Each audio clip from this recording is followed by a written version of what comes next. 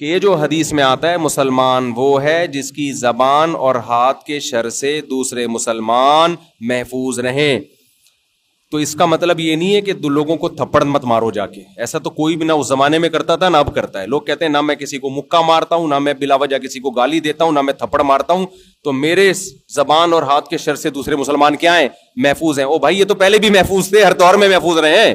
کون بھی بلا وجہ کسی کو جا کے مارتا ہے؟ اس حدیث کا مطلب یہ ہے کوئی ایسا کام نادانستہ طور پر نہ کیا جائے کہ آپ کی نیت تکلیف پہنچانے کی نہیں ہے لیکن پھر بھی سامنے والے کو تکلیف ہو رہی ہے. ایسا کام نہ کیا جائے. گاڑیاں جو غلط پارک کر دیتے ہیں، آج صبح ایئرپورٹ پہ کیا ہوا ہے، وہ گاڑی آگے پتہ نہیں کھڑی کر کے چلا گیا بندہ. تلاش کر رہے ہیں یار ہمیں جمعے میں پہنچنا ہے، بھائی بندہ کدھر ہے؟ پھر ہارن مارتے رہو، پھر پتہ نہیں کہاں سے آ رہا ہے. اس کی نیت یہ نہیں ہوگی تکلیف دینے کی، اس کی نیت یہ ہوگی یار میرے کچھ لوگ آ رہے ہیں غلط پارکنگ کر کے، اب چلا گیا وہ کہ میں تھوڑی دیر میں آ جاؤں گا. تو بھائی آپ تھوڑی دیر تک کیوں کسی کو کھڑا رکھ رہے ہو؟ غلط ہے نا. ایسی جگہ پہ آپ کیوں گاڑی 5 منٹ کے لیے بھی کیوں کھڑی کر رہے ہو گاڑی؟ آپ خود تکلیف اٹھاؤ نا، پارکنگ پہ کھڑی کرو اور پیدل چل کے آؤ. آپ اپنے آپ کو 5 منٹ کی تکلیف سے بچانا اور دوسرے کو 25 منٹ کی تکلیف میں ڈال دینا.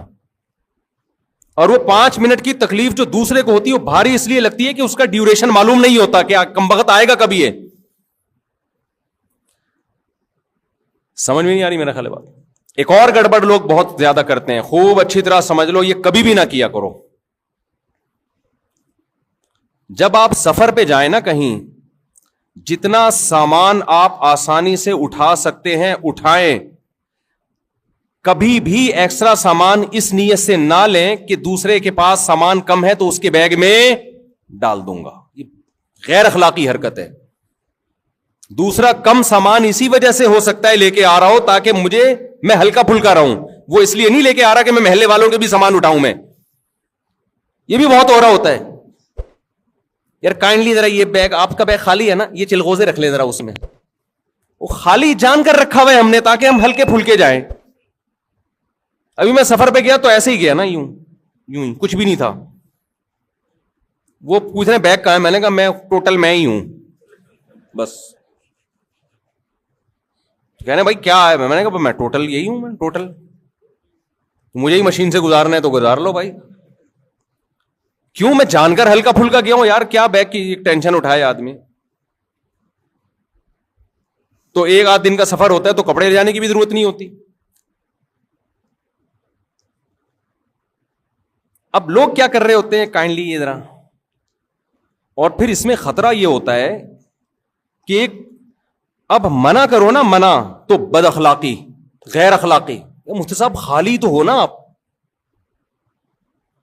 بعض دفعہ ایسے ہوتا ہے، ایک جگہ سامان تھا میرے پاس تو ایک جاننے والے تھے، انہوں نے وہ کھجوریں رکھوا دی. وہ ایکسٹرا کھجوریں لے کر جا رہے ہیں. وہ انہوں نے کہا جی ایئرپورٹ یہاں آپ کے پاس کم سامان ہے. جاننے والے تھے وہ، میں مانتا ہوں. اب وہ قصہ پرانا ہو گیا، ان کو نہیں پتا چلے گا. انہوں نے کیا کیا، کھجوریں رکھوا دی کہ جی آپ کے پاس سامان کم ہے، مجھے 20 کلو یا پتہ نہیں 30 کلو سے زیادہ کی اجازت نہیں، آپ یہ سامان رکھ لیں ہم، اور آگے جب گزر جائیں گے تو مجھے واپس کر دیے گا. میرے دماغ میں وسوسے آ رہے ہیں کہ کھجور ہی ہے، کوئی ہیروئن چرس تو نہیں ہے اس کے اندر. اس قدر ذہنی کوفت مجھے شروع ہوئی ہے نا. شروع میں تو میں نے رکھ لی، مجھے ناگوار تو گزرا. بھئی کیوں آپ ایسی چیز لے کر آ رہے ہو کہ جو خالی ملے گا اس کو پہنا دو گے؟ اب تعلق بھی ہے، منع کیسے کریں یار؟ یہاں سے وہاں تک ہی تو لے کے جانا ہے نا.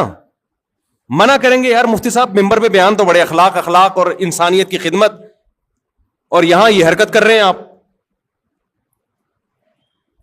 تو مجھے یہ چرس ہیروئن کی طرف تو دماغ نہیں گیا، لیکن میرا ذہن اس طرف چلا گیا کہ میں نے کہا رکھ لیتے ہیں. مجھے غصہ تو آیا لیکن میں نے رکھ لی. لیکن پھر میرے دماغ میں وسوسے آنا، چرس ہیروئن نہیں، کوئی بھی غیر قانونی چیز ہو سکتی ہے. سعودی عرب سے چرس لانا تو آسان نہیں ہے، لے جانا ہی ناممکن ہے، تو لانا کہاں سے ہوگا؟ لیکن کچھ بھی ہو سکتا ہے.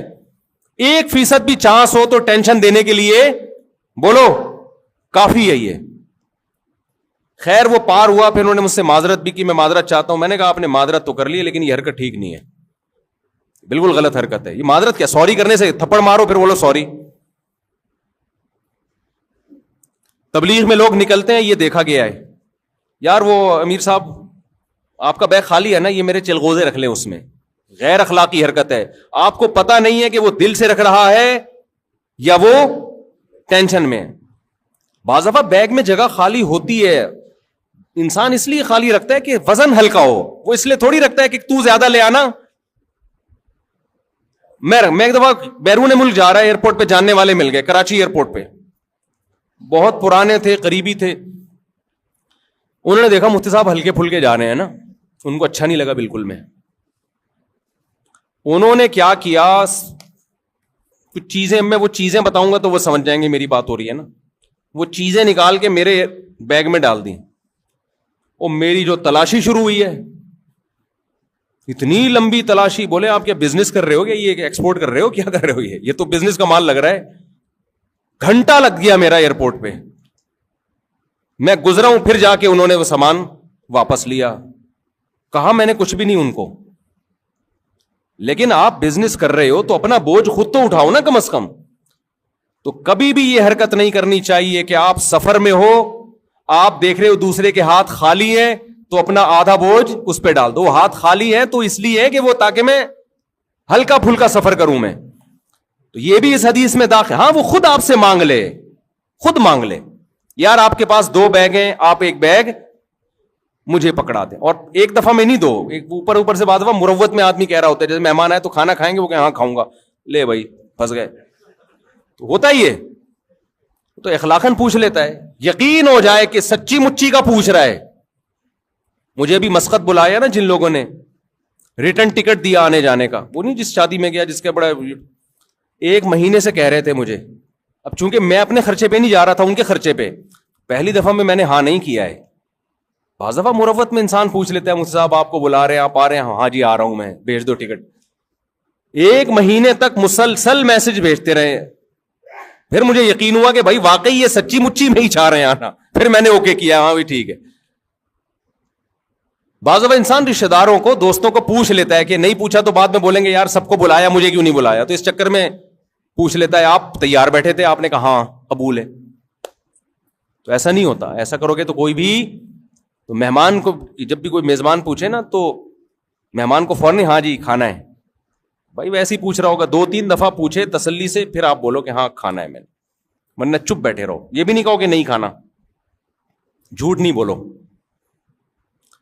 تو اب جو میں اصل بات کر رہا ہوں نا, اسی میں ایک بات یہ بھی ہے. تو یہ بات تو پتا چل گئی نا, کوئی ایسا عمل جس سے دوسرے کو تکلیف. واش روم میں جا کے بیٹھ گئے, چونکہ کرایہ نہیں دینا پڑ رہا, بیٹھے ہوئے,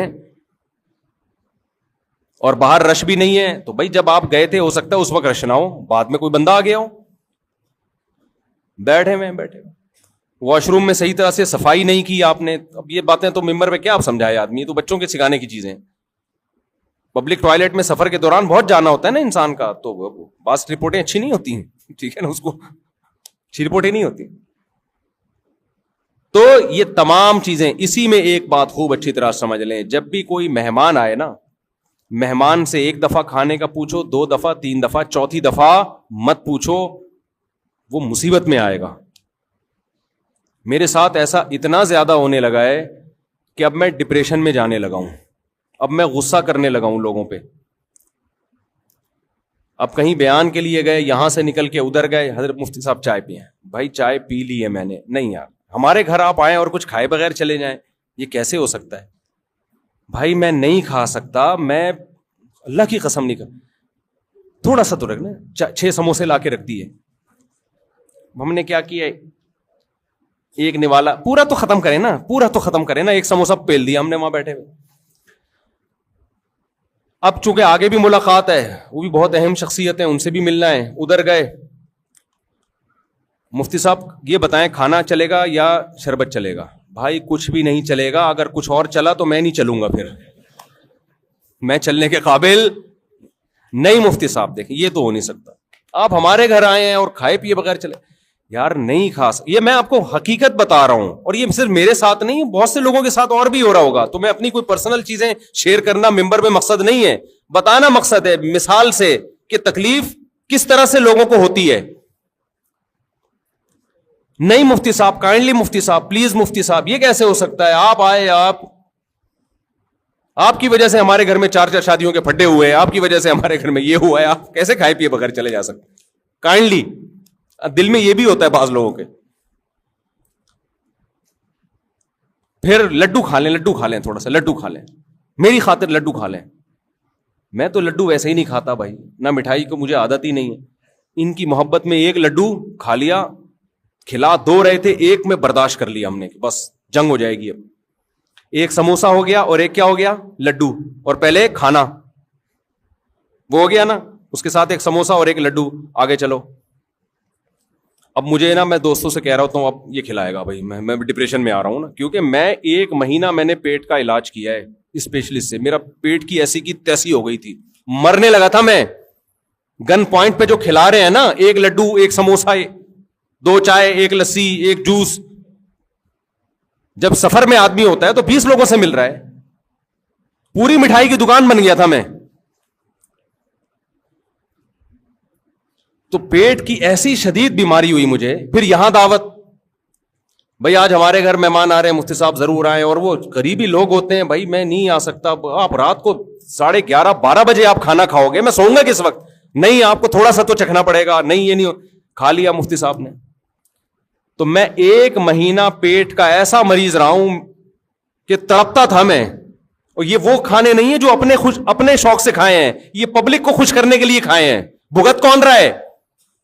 بھگت ہم رہے ہیں. اور جنہوں نے بلایا تھا نا کائنڈلی، وہ ہاسپٹل لے جانے کے لیے بھی تیار نہیں ہے، فون اٹھانے کے لیے بھی تیار نہیں ہے کہ دیکھ کیا ہو رہا ہے میرے ساتھ. وہ کہہ رہے ہیں کہ لڈو ہی تو ہے. ہاسپٹل ایڈمٹ ہوا، ڈریپیں لگی ہیں، پھر حکیموں سے علاج کرایا کہ بھائی کیا ہو گیا پیٹ کو. مجھے تو پتا تھا کیا ہو گیا ہے، ڈاکٹر کی سمجھ میں نہیں آ رہا تھا. پھر 1 مہینہ کورس کیا دواؤں کا، اس کے بعد جا کے پیٹ کیا ہوا؟ سیٹ. اب پھر سفر کرو، پھر وہی سیٹنگ. رات بھی یہی ہوا ہے میرے ساتھ. کھانا کھا لیا میں نے تمیز سے، بس بھائی بس، نہیں یہ تو ہوگا نہیں، میں نہیں کھاؤں گا بھائی، میں نہیں کھا سکتا. آگے جی اب ایک اور چیز کھلائی، وہ کیا کھلائی وہ میں بتاؤں گا، وہ سمجھ جائیں گے میری بات ہو رہی ہے.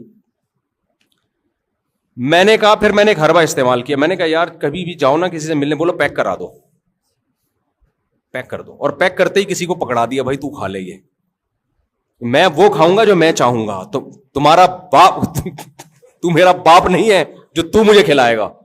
ایسے تو ہماری ماں نے ہم کو نہیں کھلایا یار اس طریقے سے، وہ بھی تھوڑا ہماری مرضی کا خیال کرتی تھیں. ڈاکٹر ساری دنیا کے متفق ہیں کہ اگر آپ دوسرے کی مرضی کا کھاؤ گے نا، تباہ و برباد ہو جاؤ گے. صحت اسی کی اچھی ہوگی جو خود فیصلہ کرے گا کہ میں نے کیا کھانا ہے، کس ٹائم پہ کھانا ہے اور کتنا کھانا ہے. جس کی کبھی کبھی کوئی ریلیشن ہو نا تو وہ تو چلو بدپریزی کرے. ایک طرف ہم یوٹیوب پہ ڈاکٹروں کی تحقیقات دیکھ رہے ہوتے ہیں، میٹھا صحت کے لیے نقصان دہ، بلڈ پریشر اور یہ اور فیٹی لیور اور فلانا لیور. تو اس پہ آدمی کو ایک موٹیویشن ملتی ہے، بھائی اب مفتی صاحب پراٹھے چھوڑ دو بیٹا، پراٹھے کیا کرو بہت ہو گئے. اوپر سے پراٹھوں کے ساتھ پھر یہ چیزیں بھی ٹھوسی جا رہی ہیں. تو جب اس طرح سے ہوتا ہے نا تو آدمی سٹریس میں جانا شروع ہو جاتا ہے. جب بہت زیادہ ہونے لگا نا میرے ساتھ، اب رات بھی ایسے ہی ہوا، تو وہ انہوں نے کھلا دیا. اس کے بعد جو پوری رات میرا حشر ہوا ہے، صبح میری فلائٹ، مجھے جانا ہے، میرا سفر ہے، پھر جمعے کا بیان ہے. تو میں نے کہا یار انہوں نے، اچھا میں نے ان سے کہا پیک کرا دو، تو انہوں نے کہا پیک بھی کر دوں گا اور ایک کھا بھی لو. یہاں ایک پیک کیا اور ایک وہاں لا کے رکھ دی. اب کھائیں نا پلیز، کھائیں نا. آپ کھا لیا ان کو خوش کرنے کے لیے، میزبان کو. اس کے بعد میری جو رات کو کنڈیشن ہوئی ہے، نہ دن میں نیند ہوئی نہ رات میں نیند ہوئی ہے، بیان 2 گھنٹے کے، پھر صبح. تو وہ جو حالت میری ہوئی ہے وہ میں نہ کوئی دوا بھی نہیں، کوئی میڈیسن بھی نہیں جو کھائے آدمی. اور پھر میڈیسن کیوں کھائے بھائی، اپنے آپ کو دوا کو عادی کیوں بنائے. تو میں نے کہا یار یہ بد اخلاقی کر نہیں سکتے. غصہ جاری، ذرا سا غصہ جاری کیا نا ایک کلپ آ جائے گا. باتیں دیکھو اور ایٹیٹیوڈ دیکھو، اخلاق دیکھو مفتی صاحب کے. وہ مجھے حدیث یاد آ رہی ہے بار بار کہ ایسے موقع پہ ان کو بتاؤ بھائی آپ اپنی محبت میں دوسرے کے آرام. یہ وہ محبت ہے کہ اندھی کے بچہ ہوا چوم چوم کے مار دیا اس نے. ایسی محبت کا کیا فائدہ میرے بھائی. اور اب میں سوچ رہا ہوں ہمیشہ ٹفن میں اپنا کھانا ساتھ لے کے جاؤں, کیونکہ اگر ہم نے یہ مرغ و مسلم اسی طرح شروع کر دیے نا, جا رہے ہیں تو وہاں یہ کھا رہے ہیں ادھر وہ کھا رہے ہیں, تو ہم تو گئے. ایک دن آئے گا میں یہاں بیٹھا ہوا ہوں گا, یہ مفتی صاحب بیٹھے ہوئے گول, یہ توند ہوگی اور ادھر سے لمبائی چوڑائی برابر, مفتی طارق مسعود اسکوائر. تو ایسے ایسے چیزیں بناواؤں گا میں. آپ کو تو یہ صحت پہ کوئی اثر نہیں پڑے گا, نہ بھاگ سکیں گے نہ چل سکیں گے. شادی وادیوں کی باتیں بھی جب آدمی کی صحت برباد ہوتی ہے تو باتیں کرتے وقت بھی برا لگتا ہے پھر وہ. تو یہ چیز غلط ہے. آپ مہمان سے ایک دفعہ پوچھیں, 2 دفعہ, 30 دفعہ, چوتھی دفعہ, 3 دفعہ بھی بہت ہے, چوتھی دفعہ بالکل نہیں پوچھیں. سامنے لا کے رکھیں بھی نہیں. لوگ کہتے ہیں رکھ لیں دینا آپ تھوڑا سا, بھائی تھوڑا سا بھی کیوں چکوں میں یار. اور میری عادت بچپن سے ہے بازاری چیزیں الحمدللہ نہیں کھاتا. مجھے نہیں یاد پڑتا اب میں نے رمضان میں کبھی شربت پیا ہو, اللہ ماشاء اللہ شاید انگلیوں پہ گن کے پیا ہوگا. شدید پیاس کے روزوں میں بھی شربت نہیں پیا, پانی پیا. اگر شربت پینا تو گھر میں بنا کے لیمن نچوڑا اور پی گئے. یہ اسی وجہ سے تھوڑا ڈیزائن ٹھیک ہے ابھی تک ہمارا. میں نہیں کہہ رہا میری صحت کوئی قابل رشک ہے, لیکن زیادہ آڑا ترشا نہیں ہوں الحمدللہ. اس کی وجہ یہ کہ پیکنگ کی چیزیں شروع سے چھوڑی ہوئی ہیں بچپن سے ہی. نہ ماں باپ نے عادی بنایا, نہ ہم نے اس کا اپنے آپ کو عادت ڈالی. گھر میں پڑے ہوتے ہیں جوس کے ڈبے میں ہاتھ بھی نہیں لگاتا, اور سب کو پتا ہے میرے بارے میں جوس لا کے لوگ رکھتے ہیں یہ کبھی بھی نہیں پیے گا. ہم کیا پیتے ہیں؟ کل میں بکری کا دودھ پی رہا تھا, ایک امریکہ سے مہمان ملنے کے لیے آئے, گلاس میرے ہاتھ میں تھا, بکری کا دودھ نکالا, پی رہا ہوں, پکڑا گیا میں اسی وقت. ابھی آدھا منہ کو لگا, وہ کھڑے ہوئے, میں نے کہا بھائی ان کو دفتر میں بٹھاؤ یار, یہ کیا ہو رہی ہے. گائے کا دودھ نکالا, پیا الحمدللہ. بکری کھڑی ہوئی, آپ لوگ جہاں زیارت کر سکتے ہیں اس کی. بچہ بھی ہمارے گھر میں یہی اسی بکری کا دودھ پی رہا ہے. ایک لیٹسٹ ورژن ہے نا, 15.5 تھے 15 ہو گئے الحمدللہ. تو جو 15واں آیا نا مارکیٹ میں, ایک چائلڈ اسپیشلسٹ ہے, اس نے کہا ہے کہ ماں کے دودھ کے علاوہ بھی اگر کوئی دودھ پلانا ہے تو بکری کے دودھ کے علاوہ کسی اور چیز کے بچے کو قریب بھی پٹکنے نہ دیں. چائلڈ اسپیشلسٹ ڈاکٹر, بڑی خاندانی ڈاکٹر ہے, اس نے کہا ڈبے کے تو قریب بھی نہ جانے دو بچے کو. سمجھتے نہیں ہو میرا خیال ہے. بچے کے لیے بہترین ہے بکری کا دودھ, تو اپنے گھر میں بچے ہو نا, صحت کے لیے بکری پال لو. جب بچہ پال سکتے ہو تو بکری تو اس سے آسان ہے نا. تو میں تو کھاتا ہی نہیں بھائی. وہ اب زبردستی جوس بھی پلا رہے ہو, گلے کی ایسی کی تیسی, پیٹ کی ایسی کی تیسی, تو یہ بھی اس میں داخل ہے. المسلم من سلم المسلمون من لسانہ و یدہ. آپ اپنی محبت میں دوسرے کا بیڑا غرق بولو مت کرو. سمجھتے ہو کہ نہیں سمجھتے؟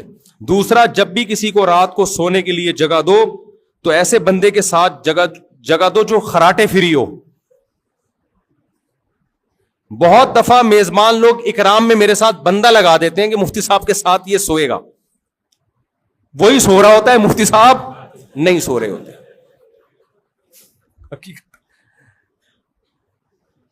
اس قسم کے عجیب عجیب سے خراٹے آ رہے ہوتے ہیں. کئی دفعہ ایسے ہوئے سفر میں. تو میں لوگوں سے کہتا ہوں یار مجھے اکیلا کمرہ دو, میں نہیں سو سکتا کسی, پتہ نہیں کیا خراٹے آئے. تو آپ اس کا خیال کیا کریں. بس بات کو سمیٹتا ہوں میں. جب گاڑی آپ پارک کرو تو 100 دفعہ خود سوچو یہ کہ کوئی یہاں سے گزر سکتا ہے. دیکھو مشہور حدیث ہے, رسول اللہ صلی اللہ علیہ وسلم نے ارشاد فرمایا کہ ایمان کا سب سے آخری درجہ یہ ہے کہ راستے میں کوئی تکلیف دہ چیز اس کو ہٹا دیا جائے. تکلیف دہ چیز پھینکنا تو کفر ہے. تکلیف دہ چیز پڑی ہوئی ہے, آپ گزر گئے, آپ نے نہیں ہٹائی, تو حدیث کے مطابق آپ ایمان کے آخری درجے پہ بھی نہیں ہو. یہاں تکلیف دہ چیز ہٹائی نہیں جا رہی بلکہ تکلیف دہ چیز رکھی جا رہی ہے. گاڑی جب آپ غلط پارک کر رہے ہو, لوگوں کے گزرنے کی جگہ بلاک ہو رہی ہے, تو آپ تو تکلیف دہ چیز ڈال رہے ہو نا. سمجھ میں آ رہی ہے بات کہ نہیں آ رہی ہے؟ یہ تو آپ ڈال رہے ہو تکلیف دہ چیز. مسجدوں میں ایسا ہوتا ہے, خوب سمجھ لیں. دیکھو ایک موسم ہے گرمیوں کا, سب کو پتا ہے گرمی ہے, پنکھے چلیں گے. ایک موسم ہے سردیوں کا, ٹائٹ سردی پڑ رہی ہوتی ہے, سب کو پتا ہے پنکھے نہیں چلیں گے.